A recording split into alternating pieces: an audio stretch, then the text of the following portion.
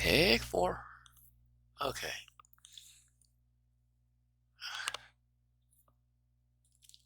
So, computer problems, but I got it now.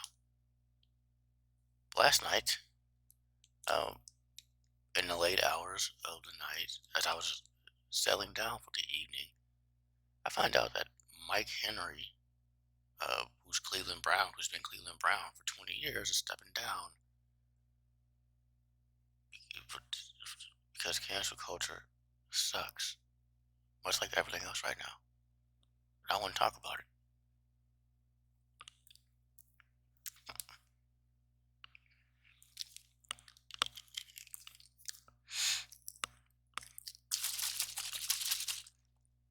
What is it with this flavor?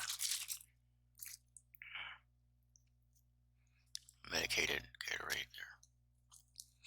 Anyway, yeah, so in his statement on Twitter, he said that, and let me get this, let me see if I can paraphrase this correctly. Because I could just say he said black actors to play black characters, but that's not quite what he said. He said characters of color to be portrayed by actors of color. I'm like, that's pretty broad in your animated TV show. But are you stepping down from Consuelo too? Because he's a fan favorite, and he's arguably way more offensive than Cleveland ever was. It's not like we didn't know he was supposed to be a white guy. Like, you made that clear over these 20 years. What's the character yourself? Like, you went on to spin out the first episode when he does a straight out of Compton parody. One of the first lines is, "White guys does my voice." And then The Simpsons, a show very dear to my heart. My number two favorite TV show of all time, right after Rocco. My number two favorite cartoon animated TV show of all time, after Rocco. I've been watching for 25 years. Brought the Daredevil. That's the first episode I saw. Was the one that made me a fan. They officially will no longer have white actors play non-white characters. It's like, but all of your characters are yellow, so are you gonna get an Asian cast? And I love Carl Carlson and the black cop who's sometimes a white cop because of animation problems. And what about Smithers? He was black once upon a time because of a communication error with the animators. Is he gonna get a new voice too? I don't fucking. When is enough enough? Like, if Matt Stone and Trey Parker announced that they're going to stop doing bad impressions of black celebrities and black characters, and have only black actors do them, like, the world will stop spinning. Because Family Guy, much like South Park, they don't care. They give none. No cares at all. The only difference is South Park has no heart. Family Guy does. South Park is smart. Family Guy, on the surface, looks dumb, but there's layers and there's a heart somewhere. South Park, not so much. That's the difference. Like, you want to talk about controversies with Seth MacFarlane and his works? How about Ted 2? Okay. I love the first Ted. I was hyped for the second one. And then you had Marky Mark fall into a vat of sickle cell patient sperm. And then Ted said, ew, you fell in black people juice. Now, my first instinct, because I grew up on Family Guy, was, okay, that was, ow, not their strongest joke, but, I wasn't offended. Uh, because Family Guy is equal opportunity. No one's safe. That's why we love them. The part that got offensive was the fact that Marky Mark and his racist past fell into a vat of sickle cell patient sperm. Like we would ever get that far donating sperm. Okay, it's not like what they show on TV. You can't just get up and go decide to go. I'm gonna go masturbate and make some money. No, it's a process. Like they have to like ask you questions first. It was like a screening. If you have this painful, debilitating disease, you ain't donating. It's that simple. So how I got that much sperm? I don't know. Sickle cell patients. I don't know. Now they knew. Because if they knew it was sickle cell patients, it wouldn't be that much. They wouldn't have gotten that far. So I don't know. And I like Marky Mark, I do, and he's mostly apologized for his racist bullying days, mostly. Again, I'm not advocating any of that. I'm just throwing it out there. Say that kind of video. I'm not about cancel culture, none of that. Want to be clear. I'm just stating facts. All right, like in the Jimmys, the Tonight Show Jimmys, Fallon and Kimmel are in some stuff themselves because they both wore blackface 20 years ago for a sketch comedy show. Jimmy Fallon did it on SNL playing Chris Rock, which I wouldn't get Chris Rock to be Chris Rock because he was a cast member, whatever. And then Jimmy Fallon played Carl Malone on some sketch comedy show I never heard of. And I watched clips of these, and I won't lie, I did laugh at Jimmy Kimmel. Not because of blackface, obviously, but because of his voice. The way he was talking as Carl Malone. It's like Mad TV was penning that. Like Mad TV, there was a cast member, Frank Caliendo, and he does his Charles Barkley impression. It's absolutely hilarious. And then he paid himself. I'm like, you didn't have to do all that. It was already funny, man. You know, it's like that. I mean, I, I like hearing white actors do black voices. I find it hilarious. It's like Rush Hour when Chris Tucker thinks Jackie Chan can't speak English, and then he does, and Chris Tucker basically says, "What?" And Jackie Chan says, "I like to talk.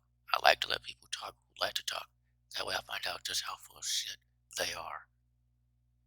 And then Chris Tucker says, "What the hell did you just say?"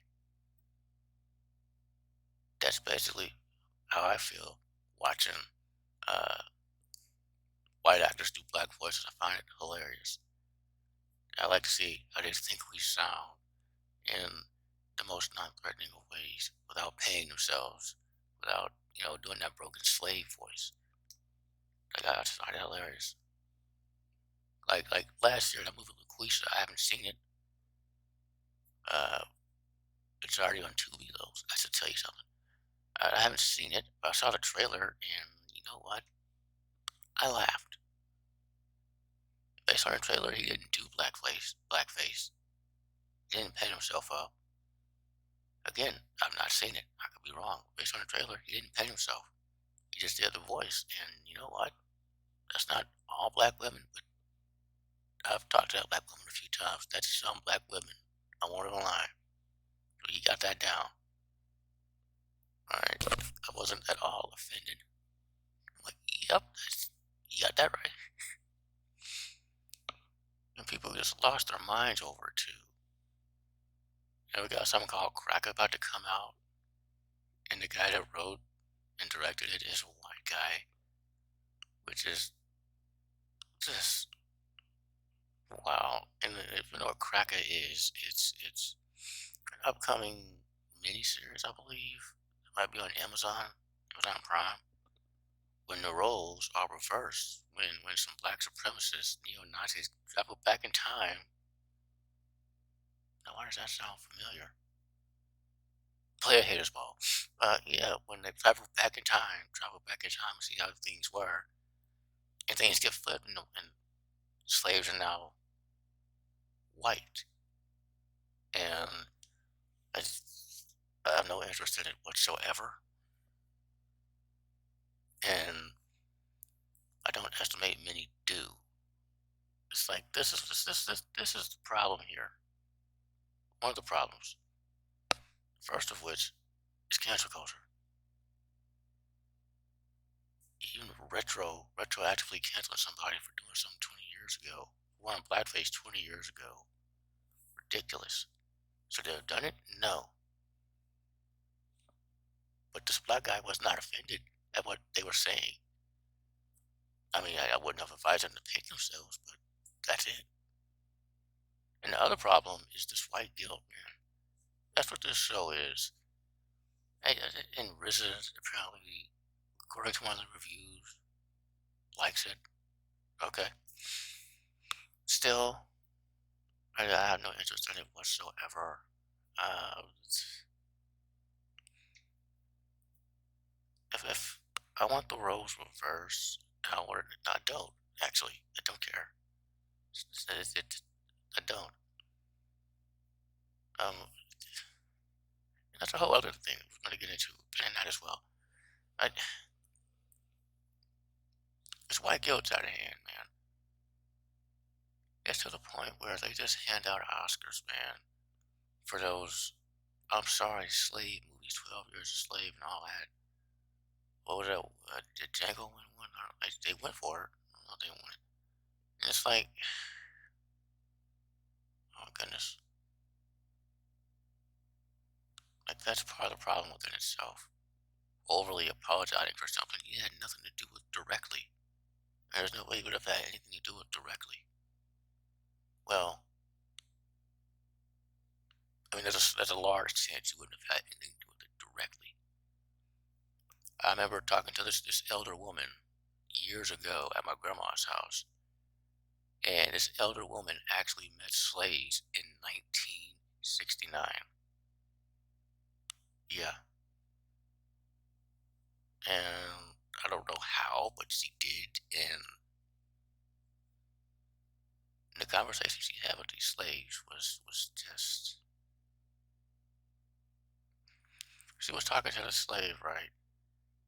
And she was like, "You know, this is done, right? Like, this has been done for a while, like 100 years at this point. Like, why are you still doing this? If you're beyond free."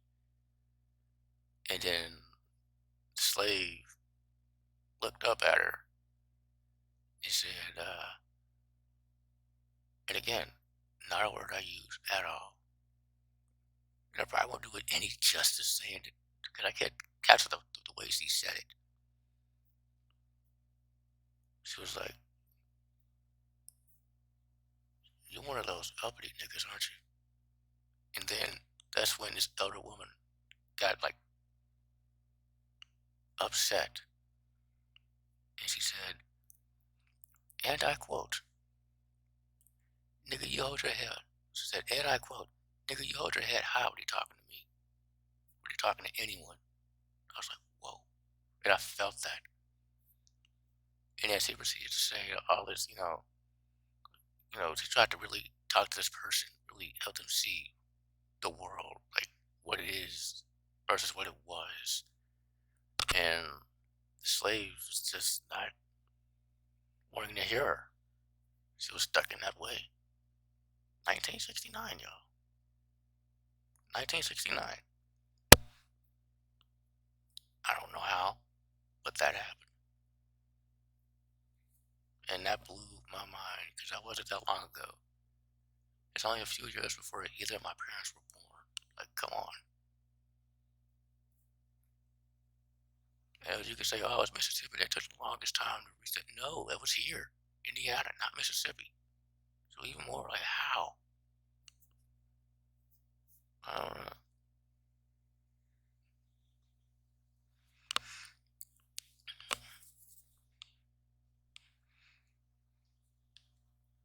And like beyond very, very, very small encounters like that, there's no way anyone alive today would have anything to do, or even have met a slave. Like, there's a very, very small chance of that happening. Which means there's a very, very small chance of you having anything directly to do with what happened all those years ago. So please, stop apologizing and move on. Alright? I s You didn't do it. It's all good. We're good. Just stop begging for Oscars with those movies, man. Stop with the oversensitivity to things we're not sensitive about. Like the whole Dragon Ball and Pokemon thing from the 90s. I know there was a lot of controversy surrounding both of those back then, but the ones I'm talking about are the characters of Jinx and Mr. Popo, were pitch black characters with big pink lips. And you see what I'm getting at here. And some thought they were minstrels or blackface. And these people would thought this, they were offended by this, they didn't look like me.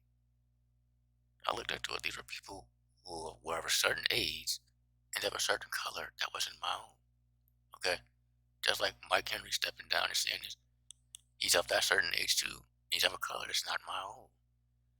This whole Simpsons thing, they're of a certain age too. That same age. And they're of a color that's not my own. What I'm saying is, we are not offended by what voice actors do. And we weren't offended at all by Jinx and Mr. Bubble. I can almost see Jinx, but no, not at all. And they got redesigned. They look hideous.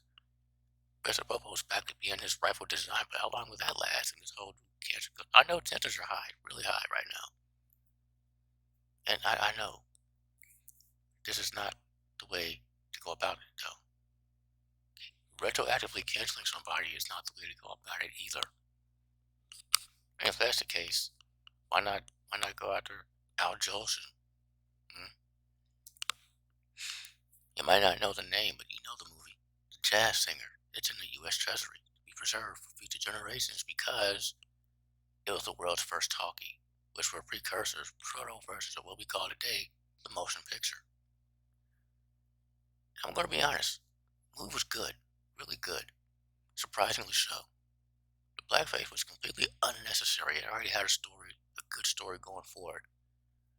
It's about a father and son. The father's on his last legs in his final days, and he wants his son to sing traditional Jewish music, but his son Al Jolson wants to sing rebellious music, aka black music. And that could have worked without the blackface. In fact, I believe it has. It's just been remade a bunch of times since. Like, it made no sense whenever he would put the blackface on and start singing. And then he started singing Mammy, like, with a smile on his face. I'm like, okay. And that's how I know he doesn't know what he's singing about. He doesn't know what those words mean that are coming out of his mouth. And yeah, he went to Africa and was embraced, but that is great, fantastic. And he wore blackface for him, and they're still embraced. Okay, here's the thing about that. And I've known a few African people, they don't care like we do, man. They really don't. They really do not. So you could have done all that. They would still embrace it. They don't care. Africa's a whole other place than here, with their own things going on. They have actual real problems there. I'm not saying we don't, but their problems are bigger than ours. They don't care about that. Okay. And because of this, Al Jolson went around wearing blackface. He said something like every time he put it on, he felt like he was, one of us, a black person. I'm like, that's not how that works. And because of this, he became a hero in the black community. And this reminds me of something I found out early yesterday. I was just watching YouTube videos, and just through watching these videos, I found out that Robert Downey Jr., the one we were all given a free pass to, laughing at in Trophic Thunder because they were layers of the character. There was a reason his skin was like that, and he had an arc and everything. Come to find out, he only did it because he got to be black for a summer. It's like, I'll forget you too then. Really? Really? He had a very, very rare free pass. And it's not like Gary Owen or Eminem where they're like honorary black people. No. Because they didn't wear a blackface. Yes, I've heard them both say the N word. And it was both for, like, Gary Owen, that was for comical effect. And exactly what you thought would happen because it was a black movie. Eminem, I don't remember what happened, but he doesn't say the word now, obviously. And yeah, I know about his so-called racist song from the 80s. Yeah, that's over and dealt with. Alright. Went through a bad breakup and took it out in the studio, which I prefer he take it out in the studio instead of, drugs or on someone else. Like, at least that's a healthier way to go. Is it his best song? No. Is it his worst song? I don't think so. I don't even really hate it all that much. You can just hear the pain, the anger in his voice for being broken up with. That's him, Vin. That's all that is. Not a free pass. That's him, Vin. Okay, Al Jolson was different, like embraced by the black community because we didn't have Tupac's or Martin Luther King's, Jackie Robinson's, or you know, people like that back then. This was way 1920s, 30s, way before them.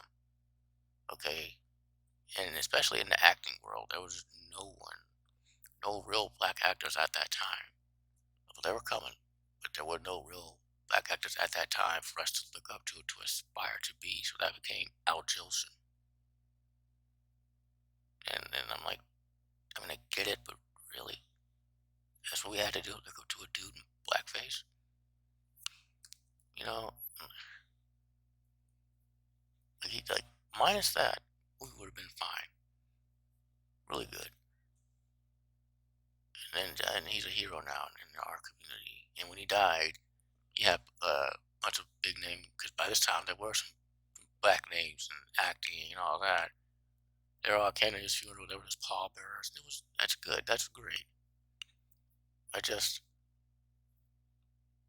this was way back during Jim Crow, mind you, and like that wouldn't happen today, right? During what's supposed to be a better time, and it is, and it isn't. And I just don't get it. I mean, I get it, but I don't. I keep saying it because I don't know, man. I mean, like, at that time we had what Harriet Tubman, Frederick Douglass, and Dred Scott, and none of which were actors to look up to help you get to where you need to go. Yeah, those are all three very important black figures, but they were political figures. They weren't entertainment figures. There weren't too many of those back then who were black. And if there were, they were grossly held back by Jim Crow and weren't allowed to do what they could do. And if they could get work, it was doing those stupid Aunt Jemima stupid. They would wrap their head up in those stupid, like Hattie McDaniel did, like she iconicized and won an Oscar for. They say Sidney Poitier is the first black actor to win an Oscar. He's amongst the first, but he's not the first. The first was Hattie McDaniel, who you never hear talked about. The second was James Baskett, who you hear talked about for the wrong reasons. Might not know that name, but you know his infamous character. I almost said a different word. His infamous character, Uncle Remus, from A Song of the South. And he took it from both sides, from the black community for happily playing a slave and singing songs with the kids as a slave and offering advice, being the magical Negro, basically that. And obviously, the black community, they didn't like that. And then on the other half was Jim Crow. And yet he still did it, and he still won. Anyway, they gave him that Oscar. He's one of the few, one of the very few, if the only case where someone actually legitimately earned an Oscar. They didn't go on a talk show circuit. They didn't beg for it. They didn't exploit themselves doing apology slave movies. And no, he made a movie. He went through all that hell, and he just went on. And it kind of was like, you know what? He really did earn this. Let's go ahead and give him this Oscar. And they did. And he never got to receive it. It's at some college, right, that he's never been to. What is that?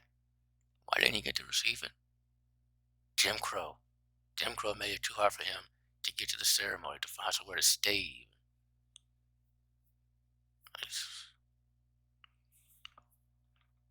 He's never heard him talked about, except his Uncle Remus. Like, and that's how you can fix this, man. But I'll get to that.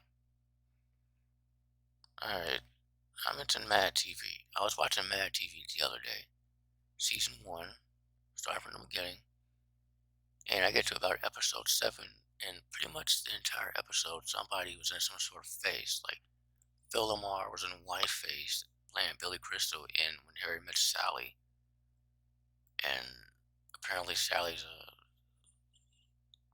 really good at faking it, even better than Meg Ryan, I guess. Oh, and Sally's a dolphin, by the way. Yeah. And then you got Orlando Jones as a Native American who went and brought back all those offensive sounding teams, the Redskins, the Braves, and he renamed them properly. And he was saying real stuff. He was calling out the Redskins for being called the Redskins in 1995 in red face, but still, he was saying the real stuff. And I looked into it, and apparently he got a free pass for that because he was talking about real stuff, using a backdrop of comedy on his comedy show. And then there was this sketch that I'm not someone who gets offended too easily. This one, yeah, Brian Callen, who you might know today as Coach Miller on The Goldbergs and School, which got canceled. I like that show. Yeah, he's Coach Miller. Miller, not Goldberg, the other Coach Miller. And he did a sketch where he was Steven Seagal, but in blackface during the time of Governor George Wallace, who was beyond racist to the point where he didn't allow black students to attend wherever college that was that he had influence over.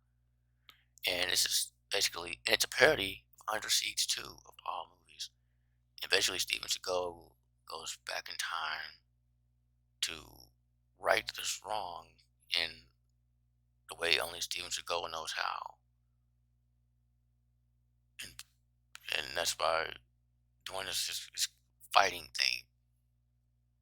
And also, but then they put him in blackface.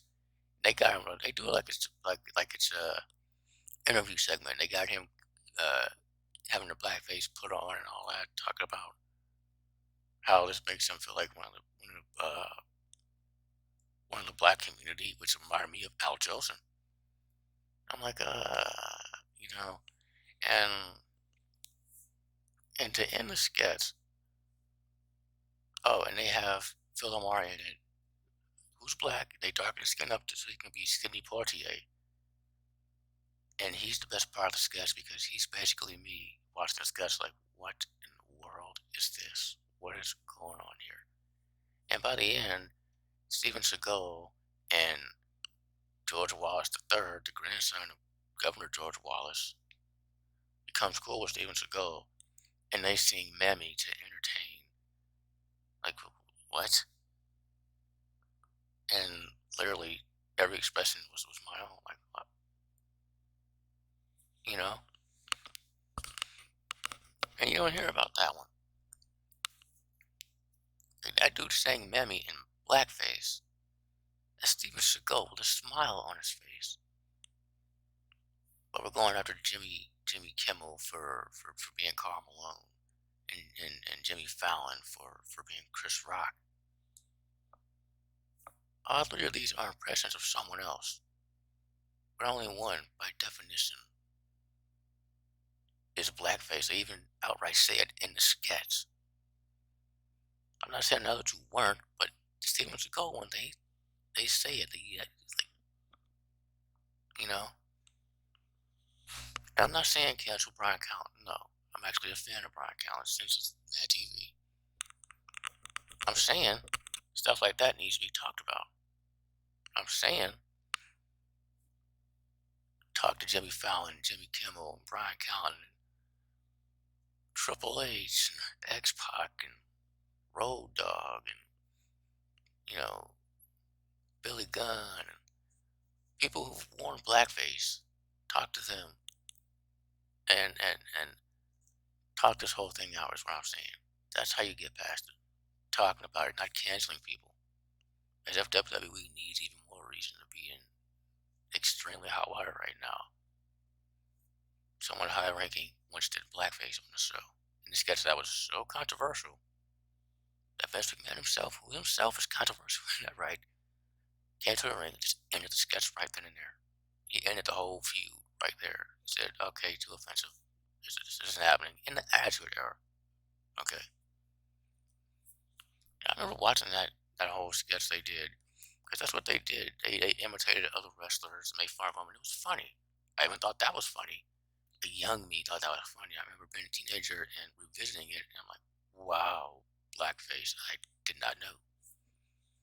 especially X-Pac. Like, wow. And you see, what I think is white guilt is making people scared. I think it's examples like the Nature Domination who was being made fun of. I think that should be a prime example of you don't need to be scared because their reaction was way, way more tame than I thought it would be. They were just like, you know what? You can say what you want to say. I'm still going to beat you in the ring. That was their reaction. Like, they just barely had a reaction to the blackface on camera. Behind the scenes, I'm pretty sure it's a different story, but on camera, they handled that well. Except Owen Hart, the white guy from Canada who went after Jason Sensation and he took both the Nature Domination and the Generation X were in this bitter blood feud.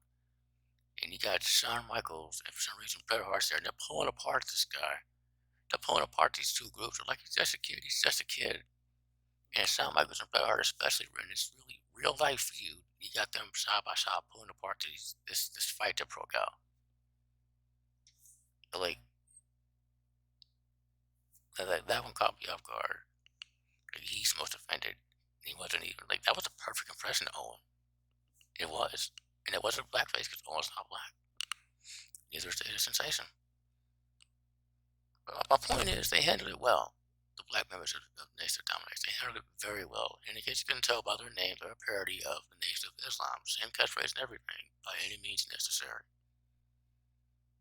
You know, it's the thing they hated the whole, they would do gang fights in wrestling. That, thankfully, is no longer a thing. Uh, yeah, I feel like people who did this, you should sit them down and talk to them, get their thoughts on why they did what they did, and then talk about how we can learn from that and better, and how we can learn from that, how they can better themselves, how we can better each other. Because canceling somebody's not the answer, man. Forcing people to step down is not the answer, man. Because as a black man, I was not at all offended by Cleveland. I mean, he annoyed the crap out of me in the first 2 seasons, but I grew to really like him. Okay? And if you're going after them, why not? Like, I get it. I thought someone was a hero, but that's someone who should be looked into, I think.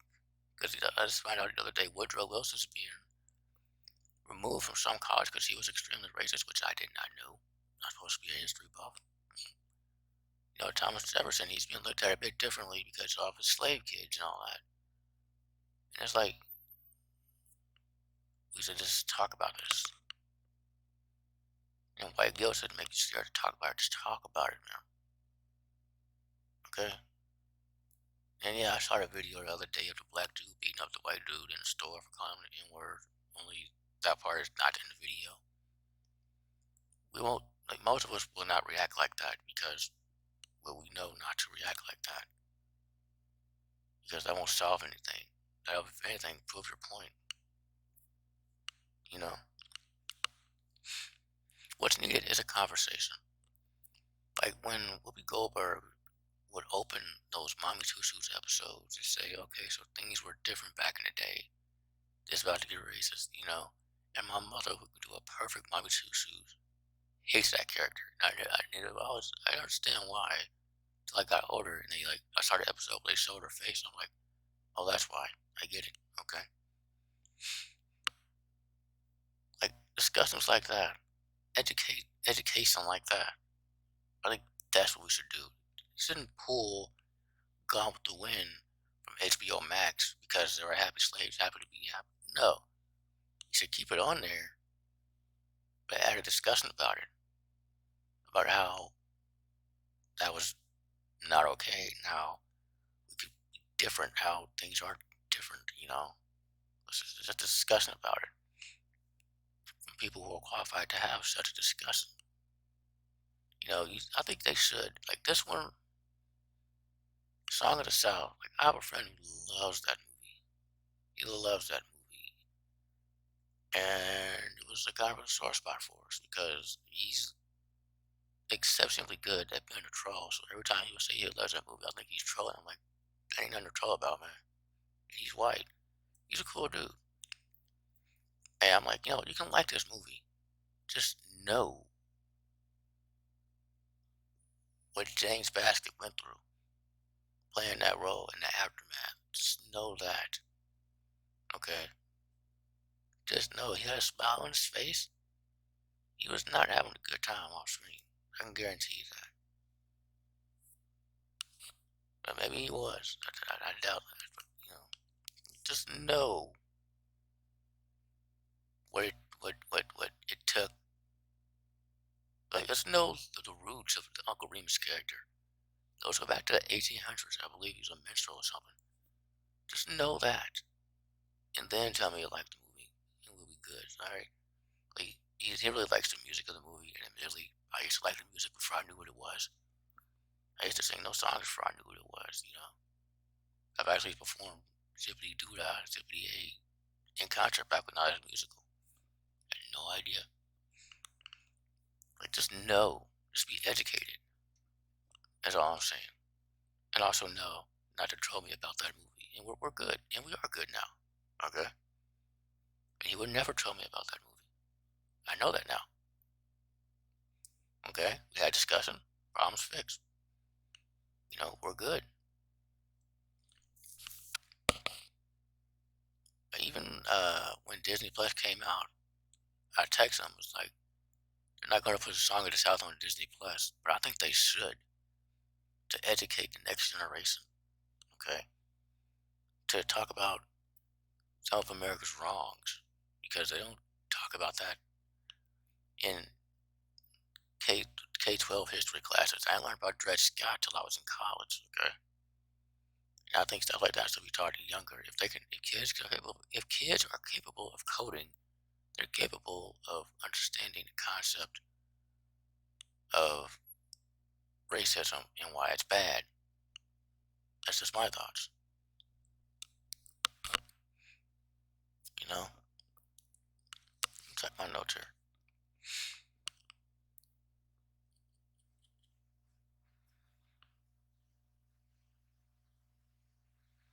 Like, yeah, like educate people on Hattie McDaniel and James Basket especially. The first true Oscar winners, first true black Oscar winners. Yes, Sidney Poitier did win one. He was among the first. He was not the first. I like Sidney Poitier. I love his movies. No ill will intended here. Pun not intended because I'm Will. Okay? No pun intended. No ill will intended. I like Sidney Poitier. And he was doing things in the 60s that were so good for us. Okay? He's doing things now so good for us. There's no hate in this video, no malice. Just my thoughts and ideas. That's all. Like Lightfoot.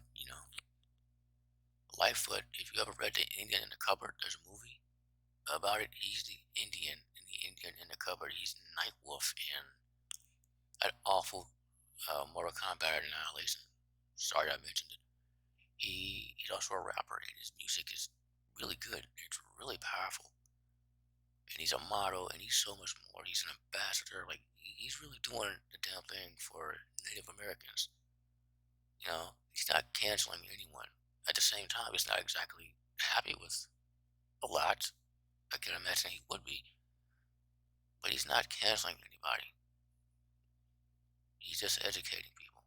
He's doing what he can for his people, Native American people. That's all, man. Like, that's all. And when you have conversations about the best Oscar winners, include Hattie McDaniel and include James Basket, and especially talking about the most important ones. Yeah, we gotta talk about Halle Berry and Denzel. Great, awesome. Hattie McDaniel, James Basket, they belong in there too. All right. The oversensitivity is, again, I know temperature high, but come on, man. All we need to do is be open and frank about this, okay? Because the history books, the K-12 history books will tell you that we were slaves and all that. And yes, we were. We weren't the first slaves. In fact, there was a Mad TV sketch I was watching just a few minutes ago.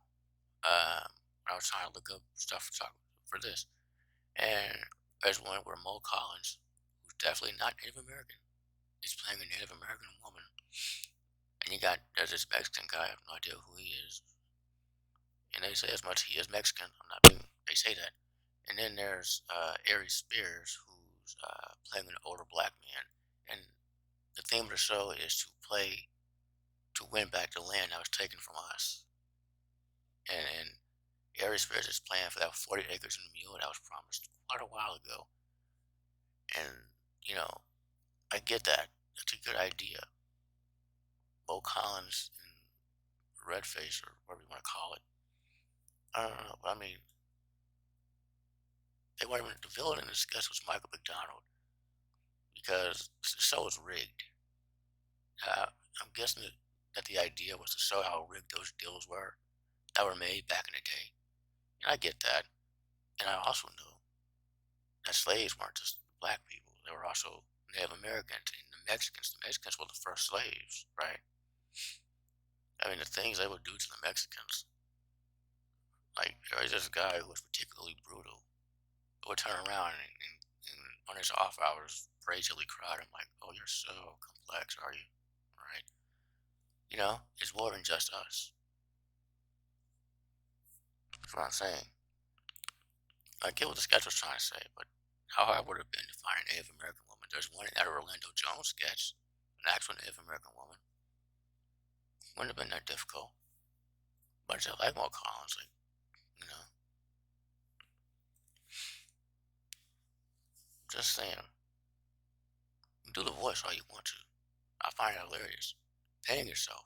They're speaking in that broken slave stuff. That's all different things entirely, like Jim Crow from the original Dumbo, which they left out this recent Dumbo, but they left in a subtle, very subtle reference to it. Like, okay,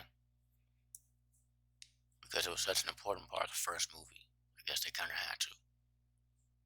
But yeah, don't do what that was, and we're good, basically. Okay? That crow was literally named Jim Crow. And I believe was voiced by a white guy. But the other crows are voiced by black guys, which that might be worse. When someone black is forced to act like that, and when someone black does blackface. Like, what are you doing, man? Point is, don't do that and we're good. Okay, you can do the black voice all you want to. Like, a King the African Dream going back to wrestling. Like, I remember laughing at that, him doing his black voice, whatever the crap that was, doing this while he would talk on the mic, you know, wearing this giant to see because he was a big dude, you know, like, what do they do to one man game? Like, obviously today that wouldn't be done for obvious reasons. But I thought it was funny. He didn't paint himself, he just wore dashiki and talked black and claimed he was from Africa now. And then they did something else with the legendary Mr. USA, Tony Atlas, who actually did go to Africa, who actually did reconnect with his roots, and who actually did want to showcase that in his wrestling. He became Sabu Simba, and that did not last long at all. So you can imagine why.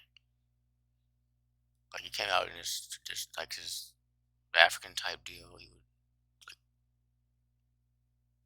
even when he walked to the ring was different, and it was just, it didn't work out. I know what he was trying to do. He had the best of intentions, but the company he worked for did not. And Akeem the African Dream lasted way longer than that. Okay.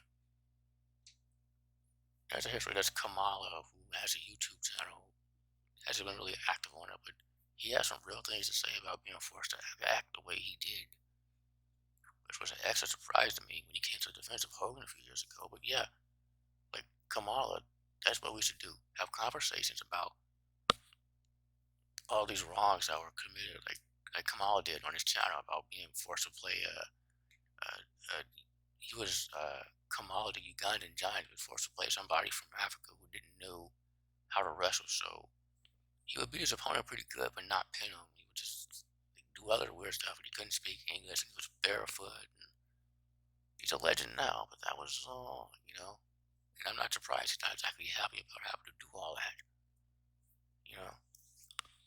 And I did it again with Umaga about 10 years ago because Vince really likes that idea for some reason. He played a wild Samoan. I get it because his parents were wild. So yeah, only like I'm not seeing much of the original wild Samoans, but I believe they spoke English. Uh, Umaga did not. He spoke Samoan, something, and he was barefoot again. And it was just no. And rest in peace to Umaga, obviously. And we know he spoke English pretty well. Dude's name was Jamal. Come on, man. He was Rikishi's twin brother. Come on. And what we done today, obviously. I think having conversations about this is the best approach, not canceling someone or forcing someone to step down. How about talk to them and see where they're at and their ideas on it and how we can be better going forward, is what I'm saying. All right? That's all I got to say, man.